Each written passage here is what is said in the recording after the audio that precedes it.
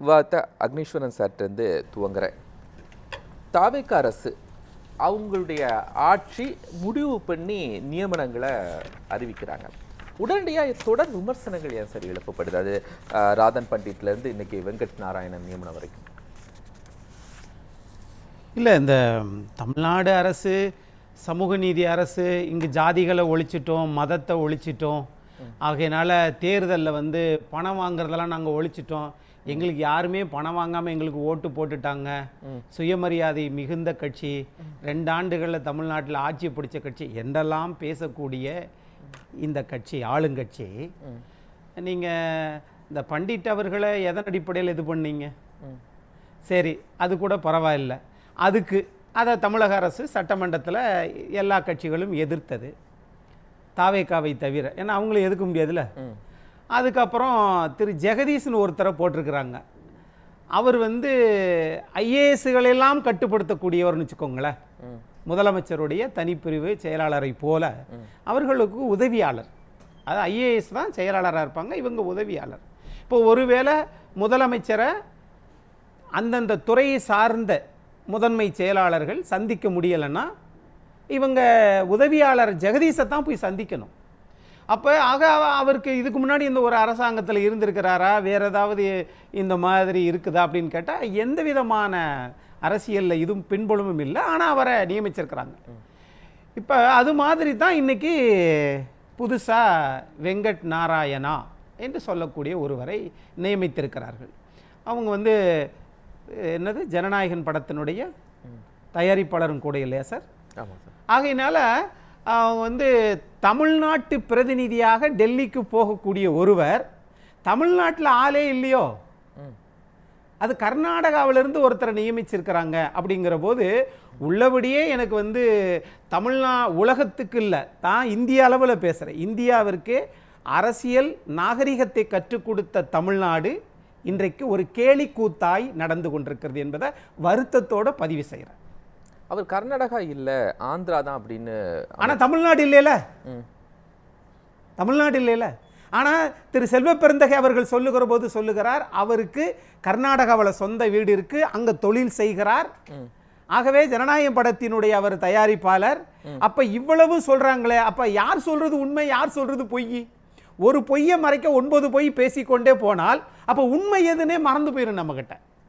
ஆக அதுதான் இங்கே நடக்குது. அது ஒரு பெரிய முக்கியமான பதவி இல்லை. ஸோ அந்த பதவிக்கு ஏன் இவ்வளவு விமர்சனங்கள் வரணும்னு இருக்குல்ல சார்? சார், அது முக்கியமான பதவியா முக்கியம் இல்லாத பதவியான்றது இங்கே கேள்வி இல்லை. தமிழ்நாட்டிலிருந்து இதுவரைக்கும் தமிழர்களைத்தானே தமிழ்நாட்டிலிருந்து மக்கள் பிரதிநிதியில் வென்றவர்கள், போனவர்கள், அனுபவம் உடையவங்களைத்தானே இதுவரைக்கும் நியமிச்சிருக்கிறாங்க. ஆனால் புதுசாக நீங்கள் நியமிக்கிறீங்களே, இது என்ன அப்படின்னு கேட்குறோம். ஒரு வேலை இப்படி நீங்கள் வச்சுக்கோங்களேன், நாளைக்கு வந்து முதலமைச்சர் வீட்டில் வந்து இன்னொருத்தவங்க யாராவது ஒரு எலக்ட்ரிக் வேலை பார்த்துருக்குறாங்க, அவங்கள வேற வேலைக்கு நியமிச்சிருவீங்களா? ஒரு கல்வி தகுதி, ஒரு அடிப்படை கல்வி தகுதி, அது ஒரு அனுபவம் அப்படின்னு இருக்கணும் சார். இப்போ மத்திய அரசாங்கத்தை எடுத்துட்டீங்கன்னு வச்சுக்கோங்களேன், காங்கிரஸ் அரசாங்கம் ஆண்ட போது நட்வர் சிங் அது வந்து வெளி விவகாரத்துறை செயலாளராக இருந்தார், IFS அதிகாரியாக இருந்தார். அவரை வந்து காங்கிரஸ் என்ன பண்ணாங்க, அவர் ஓய்வு பெற்றதற்கு பிறகு அதே வெளி விவகாரத்துறையினுடைய மந்திரியை கொண்டு வந்தாங்க. அதன் அடிப்படையில் பாஜகவும் திரு ஜெய்சங்கர் அவர்களை, தமிழ்நாட்டுக்காரரை சேர்ந்தவர், அவரை வந்து நீங்கள் வெளிவிவகாரத்துறை அமைச்சராக நியமித்தது மத்திய அரசாங்கம். அது பாராட்டுதற்குரியது. காங்கிரஸ் செய்ததும் பாஜக செய்ததும் அந்த அரசியல் அனுபவத்தை சொல்றேன். தாவேகாவுல 2 வருஷம் தான் ஆயிருக்கு. ஒரு 2 வருஷமான உறுப்பினரை தான் அந்த கட்சியினுடைய எந்த பொறுப்புகள்லையும் அரசு பொறுப்புகள்லையும் நியமிக்க முடியும். ஈவந்தோ விஜயே 2 வருடம் தான். அதனால அவருக்கு அரசியலில் பெரிய பின்புலம் இருக்கணும், அப்பந்தான் அவர் முதலமைச்சர் ஆக முடியும் அப்படின்னு நம்ம தடுத்துட முடியுமா? அந்த கட்சிக்கே 2 ஆண்டுகள் தானே சார் வரலாறு இருக்கு, நீங்க துவங்குனீங்க. அப்ப அந்த 2 ஆண்டுகள் வரலாறு இருக்கிறவங்க தானே பொறுப்புகளுக்கு வர முடியும். நான் மக்கள்கிட்ட நின்று ஓட்டு வாங்கி வர்றது யாரு வேணாலும் வரலாம். ஆனா ராதன் பண்டிட்டோ ஜெகதீஷோ இன்னைக்கு இருக்கக்கூடிய நீங்க நியமிச்சிருக்கக்கூடிய வெங்கட் நாராயணவோ எந்த ஊர்ல ஓட்டு வாங்கினாங்க, அப்ப நீங்க தொகுதியில நிக்க வச்சிருக்கலாமே. திரு விஜய் அவர்கள் இந்த 3 பேரையும், ஏன்னா நீங்க தமிழ்நாட்டில் 234 பேரையும் உங்களுக்கு தெரிஞ்ச முகத்தையா நிப்பாட்டினீங்க, இந்த 3 பேரையும் சேர்த்து எங்கேயாவது துறையூரோ அல்லது உசிலம்பட்டியோ ஆண்டி வீட்டிலே நிப்பாட்டி வச்சிருந்தீங்கன்னு வச்சுக்கோங்களேன், உங்களை யாரும் கேள்வி கேட்க முடியாது. அவர் தமிழரா, தெலுங்கரா, கன்னடரா, மலையாளியா என்று கேள்வி கேட்க முடியாது. மக்களால் தேர்ந்தெடுக்கப்பட்டாச்சு. ஆகவே அதுவும் முதலமைச்சருக்கு தெரியவில்லை. முதல்ல கொண்டு வர்ற தீர்மானம் தமிழ்நாட்டில் வருத்தத்தோட கோபாலகிருஷ்ணன் சார் இந்த நியூஸ் 7ல பதிவு பண்ற முதல்ல பிறந்த நாள் அன்றைக்கு ஒரு தீர்மானம் கொண்டு வராரு. அந்த தீர்மானம் என்ன? மேகதாது. மேகதாது என்ன எங்க இருக்குது? கர்நாடகாவில் இருக்குது. அந்த கர்நாடகா சம்பந்தமா டெல்லியில பேசக்கூடிய வெங்கட் நாராயணா தமிழ்நாட்டுக்கு ஆதரவா பேசுவாரா, கர்நாடகாவுக்கு ஆதரவா பேசுவாரா? சரி, அதை கூட விடுங்க. அந்த தீர்மானத்தை திமுக கொண்டு வந்ததை தமிழ்நாடு முதலமைச்சர் அப்படியே மனதார ஏத்துக்கிட்டாரு. அவங்க மார்ச் மாசம் 4ஆம் தேதி அந்த 2 மாநில தாவா பிரச்சனையில் 1956 படி இதை நடுவர் நீதிமன்றம் மறுபடிக்கு கொண்டு வரணும்னு சொல்லி ஒரு பிரச்சனையை கிளப்பி விட்டு, அது திமுக செஞ்சதே தப்பு. திமுக கொண்டு வந்ததை தீர்மானத்தை போட்டதை தாவேகா முதல் தீர்மானத்தை இங்க சொல்றாங்க, முதலமைச்சர் அதை ஏத்துக்கிட்டாரு. அதுவே தப்பு இல்லையா? முரண்பாடு இல்லையா? இதுதான் இந்த அனுபவம். அதாவது சார் அரசியலுக்கு அனுபவம்லாம் தேவை. அனுபவத்தில் அக்னீஸ்வரன் சார், இந்த டெல்லி பிரதிநிதிகள் இதுவரைக்கும் என்ன செஞ்சிருக்காங்க? இதுக்கு முன்னாடி திமுக டெல்லி பிரதிநிதிகள் இருந்திருக்காங்க, அதிமுக இருந்திருக்காங்க, என்ன செஞ்சிருக்காங்க? முக்கியமான பணிகள் அப்படின்னு ஏதாவது கோடிட்டு காட்ட முடியுமா? நான் இப்படி கேட்கிறேன், அவங்க செஞ்சதையெல்லாம் எடுத்து பார்த்துட்டு எதுவுமே செய்யல தமிழ்நாட்டுக்காரங்க, அதனால கன்னடக்காரர் ஒருத்தர் நியமிப்போன்னு விஜய் நியமிச்சாரா? சொல்லுங்க சார். என்ன செஞ்சாங்கன்றது இல்ல, இது தமிழ்நாடு டெல்லி அரசு பிரதிநிதி, அது கேபினட் அந்தஸ்து சார். அப்படி இருக்கிற போது நீங்க தமிழ்நாட்டில் ஆள் கிடைக்காது மாதிரி சார், நீங்கள் திரைப்படத்திலிருந்து வந்திருக்கலாம், உங்களுக்கு நிறைய பேர் பழக்கம் இருக்கலாம், ரைட்டா? தமிழ்நாட்டில் மட்டும்தான் தென்னிந்திய திரைப்பட சங்கம்னு வச்சிருக்கிறாங்க. ஆனா நீங்க கர்நாடகாவில் போய் பாருங்க, அப்படி இல்லைங்க. கேரளாவில் அப்படி இல்லைங்க. ஆகையினால ஒரு காலத்தில் அப்படி இருந்தது, அதையே இப்படி தமிழ்நாடு திரைப்பட சங்கம் தான் வைக்கணும் அவங்க, ரைட்டுங்களா? ஆகையினால இவ்வளவு பிரச்சனைகள் இருக்கிற தமிழ்நாடு அரசியல் என்னைக்குமே கர்நாடகாவையோ தெலுங்கையோ தனித்து பார்க்கல. அதுதான் இப்ப தமிழ்நாட்டுக்கே பிரச்சனை. யாராவது இது வரைக்கும் அப்படி தனித்து பார்த்திருக்காங்களா? ஆனால் கரெக்ட் சார், நல்ல கேள்வி சார். தனித்து பார்க்காததுனால தான் நமக்கு முல்லை பெரியார் பிரச்சனை தீர்ந்துருச்சா? நாங்க காவிரியில ஒரு சொட்டு தண்ணீரை தரமாட்டோம் சொல்றாங்களா? சொல்லுங்க. விடையே கிடைக்கல, ஜீவாதார பிரச்சனைங்க. ஆனால் ஆந்திராவினுடைய முதலமைச்சர் சொல்லுகிறார், நீங்க கோதாவரியும் காவிரியும் இணைக்கணும், கங்கை பண்றீங்களே இல்லையா, முதல்ல இதை இணைங்கிறாரு. அப்ப இந்த பேச்சுக்கள் எல்லாம் பேச்சுக்களா இருக்குதே ஒழிய அரசியலுக்கு பயன்படும். ஆனா தமிழ்நாட்டு ஜீவாதாரம், மக்கள் பிரச்சனை, விவசாயிகள், குடிதண்ணீர் பிரச்சனை, விவசாயி ஒரு பக்கம் போராடிட்டு இருக்காங்க, இன்னொரு பக்கம் வெங்கட் நாராயணாவை நியமிக்கிறாரு தமிழ்நாடு முதலமைச்சர். என்ன முரண்பாடு இது இல்ல? ஆகவே இங்கு இனிமேலுக்கு அரசியல் இப்படித்தான் இருக்கும். ஆனால் தமிழ்நாட்டில் 3 கூட்டணி அப்படி நிற்கிறாங்கல்ல, நான் இவங்கெல்லாம் திமுக ஒரு கூட்டணி, அதிமுக ஒரு கூட்டணி, தாவேகா தனியா நின்றாங்க, இப்படி நிற்கிறாங்கல்ல. இப்ப இந்த 3 கட்சிகளுக்கும் ஒரு டெல்லி பிரதிநிதியினுடைய என்ன ரெஸ்பான்சிபிலிட்டி? டெல்லியில அவருக்கு கேபினட் பவர் கொடுத்துருக்கு, என்ன ரெஸ்பான்சிபிலிட்டி? இவ்வளவு ஒரு ஃபைட்டு போகுது, இவ்வளவு ஒரு கடுமையான விமர்சனங்கள் வருதுன்னா அதிமுக்கியம் வாய்ந்த பதவியா? இல்லை, அது ஒருவேளை இவங்களுக்கு அந்த பதவியினுடைய முக்கியத்துவம் தெரியாதனால தான் யாராவது ஒருத்தர் நியமிச்சா போதும்பா சாமின்னு அப்படியே கையெழுத்து போட்டு வேலையை முடிச்சிட்டாங்களோ? சார், டெல்லி பிரதிநிதி என்பது மத்திய அரசுக்கும் மாநில அரசுக்கும் பாலமாக செயல்படக்கூடிய ஒரு பெரும் பதவி. 1. 2, நீங்க பிரதமரை பார்க்கக்கூடிய வாய்ப்பு இவருக்கு உண்டு. அது மாதிரி தலைமைச் செயலகத்தில் மந்திரிமார்களுக்கு என்ன மரியாதையோ அதே மரியாதை இவருக்கும் வழங்கப்படும். ஆகையினால இவர் மக்களால் தேர்ந்தெடுக்கப்படாதவராக இருக்கலாம், ஆனாலும் மக்களால் தேர்ந்தெடுக்கப்பட்ட ஒரு அமைச்சரகம் தமிழ்நாட்டில் முதலமைச்சர் நியமிக்கிறார் என்றால் அதுக்குரிய அந்த மரியாதை அங்க இருக்கத்தானே செய்யும். எதுவுமே தெரியாம யாராவது நமக்கு தெரிஞ்ச ஒருத்தரை, என் கூட ஒருத்தர் பயணம் செய்யறாருன்றக்காக அவரை கொண்டு போய் எனக்கு பிஏவை போட்டுக்கிற முடியுமா? கிடையாது சார். நீங்க தலைவர் சொல்றாரு, அதாவது எங்க அது உள்கட்சி விஷயம்ன்றாரு. தயவு செய்து திரு திருமாவளவன் அவர்கள் நிறைய விஷயங்கள் தெரிஞ்சவர், அவரே இப்படி பேசுவது எனக்கு வேதனையா இருக்கிறது.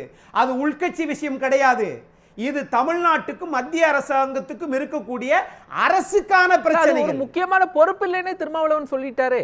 எது முக்கியமான முடிவுகள் எடுக்கக்கூடிய பொறுப்பு அல்ல அப்படின்னு மிக தெளிவாக சொல்லி இருக்கிறார். சொன்னவர் யார்? நாடாளுமன்றவாதி. நாடாளுமன்றத்திலோ டெல்லியிலோ இதற்கு மிக முக்கியமான பொறுப்பு அல்லங்கிறது அவர் என்டாஸ் பண்றாரு. நான் கேட்கிறேன், அந்த பொறுப்பு இல்லாத பதவிக்கு ஏன் கர்நாடகாரன் தேர்ந்தெடுக்கணுமா? நான் கேட்கிறேன், இதுக்கு முன்னாடி திமுகவில் இருந்தாங்களே திரு ஏகேஎஸ் விஜயன் இருந்தாரு, 15 ஆண்டு காலம் வந்து நாடாளுமன்ற உறுப்பினர். அவர் 2009 இருந்து இருக்கிறவர். அவரை ஏன் நியமிச்சாங்க? அப்ப திமுகவும் அதிமுகவும் முன்னாள் நாடாளுமன்ற அல்லது சட்டமன்ற உறுப்பினர்களை நியமிக்கிறாங்களே, அவங்கெல்லாம் வந்து பொறுப்பு இல்லாம நியமிச்சிட்டாங்களா? என்ன சொல்ல வராங்க? நாங்கள் எடுத்ததுதான் சட்டம் என்று நினைத்தால், சட்டமே தெரியாமல் ஒரு முடிவெடுக்கிற போது தமிழ்நாட்டுக்கும் தமிழ் கலாச்சாரத்துக்கும் தமிழ் சட்டமன்றத்திற்கும் தொடர்பில்லாத ஒருவரை தாவேக்கா நியமிக்குதுன்னா அப்ப என்ன அரசியல் புரிதல் இது? அரசியலே கேலி கூத்தாக்குறீங்களா நீங்க? ஜெகதீஷுக்கும் அரசியலுக்கும் இந்த முதன்மை செயலாளர்கள் எல்லாத்தையும் கட்டுப்படுத்த ஐஏஎஸ் அவங்க படிச்சவங்க, எத்தனையோ திமுக அதிமுக 2 அமைச்சரவைகளில் இருந்தவங்க, அவங்களை கட்டுப்படுத்தக்கூடிய அதிகாரம் ஜெகதீஷ் பழனிசாமிக்கு கொடுக்கறாங்கன்னா என்னது இது? புரியல. ஆக திமுக தன்னை பாதுகாக்கணும், அதை விட தமிழ்நாட்டு மக்களின் உரிமைகளை பாதுகாக்கணும். அதிமுக தன்னை பாதுகாக்கணும், தன் கட்சியை பாதுகாக்கணும், மக்களை பாதுகாக்கணும். தாவேக்கா இதுக்கு நாம் தமிழருக்கு அதே தான்.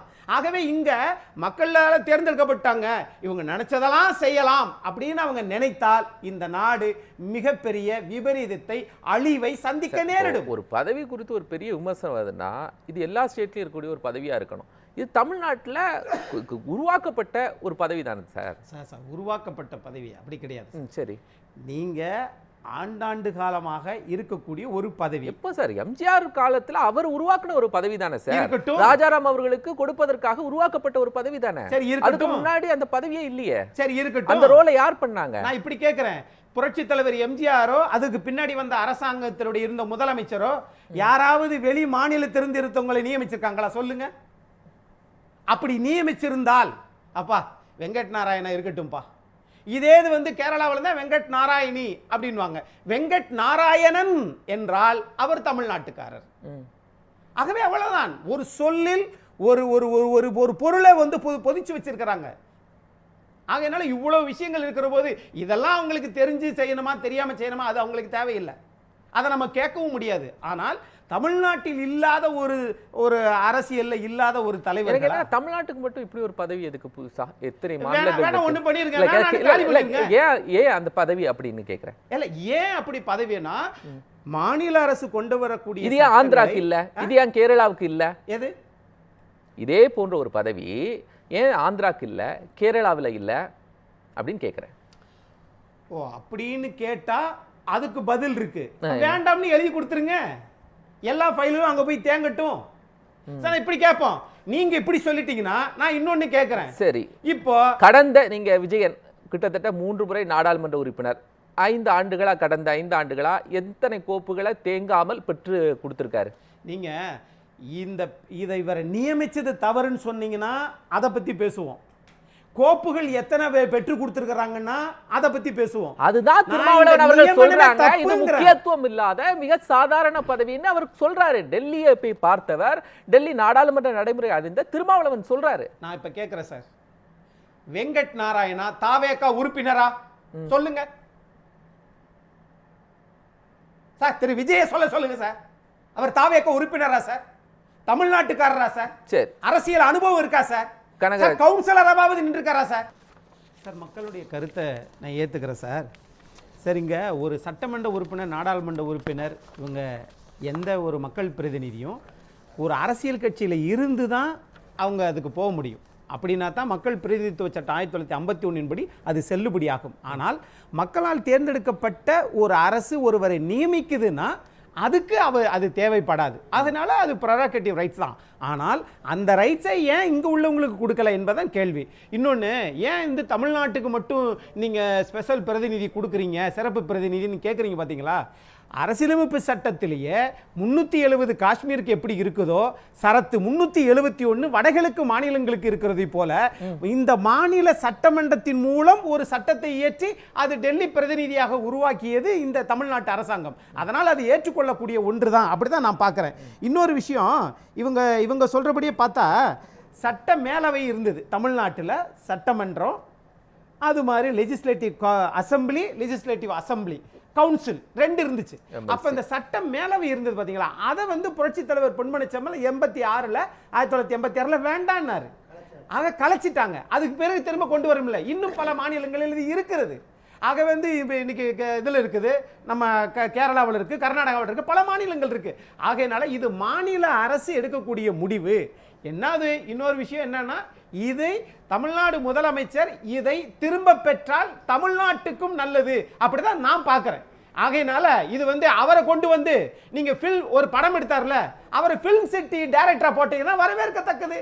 யாருக்கு என்ன அறிவும் அனுபவம் இருக்கோ அந்த துறையில போட்டாதான் அந்த துறை சிறக்கும். அப்ப ஃபேவரட்டிசம் வைங்களே, அது வந்து மாநிலத்துக்குள்ள போட்டா நீங்க உங்களுக்கு பண்ணித்தானே ஆகணும்.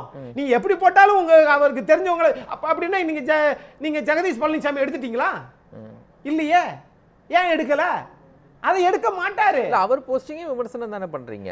அப்படித்தான் தொடர்ந்து செய்யறாங்கன்னா, இப்ப கூட்டணி கட்சிகள் எல்லாவற்றையும் ஆதரிக்கிறார்களா என்று கேட்டால், மக்கள் தேர்ந்தெடுத்தாங்க. கணியன் பூங்குன்றனார மக்களா தேர்ந்தெடுத்தாங்க அப்படின்னு சில கேள்வி வராது. கணியன் பூங்குன்றனார் வந்து யார சொல்றாரு இவரு? சரி, கணியன் பூங்குன்றனார் வேற, இவர் சொல்றது வந்து பூங்குன்றன் சொல்லணும். ஆகையினால காங்கிரஸ்ல இருந்துட்டு தமிழ்நாடு அரசியலே தெரியாம சொல்லிட்டு இருக்காரு. ஆகையினால அது வேற. ஆகையினால நான் சொல்ல வேண்டியது, நீங்க டீசென்ட்டா சொல்லுங்க, இன்டீசென்ட்டா சொல்லுங்க முக்கியம் இல்ல. தமிழ்நாட்டு பிரதிநிதி ஒரு தமிழராக இருக்க வேண்டும் என்பதுதான் தமிழ்நாட்டு எண்ண ஓட்டம். அப்படிதான்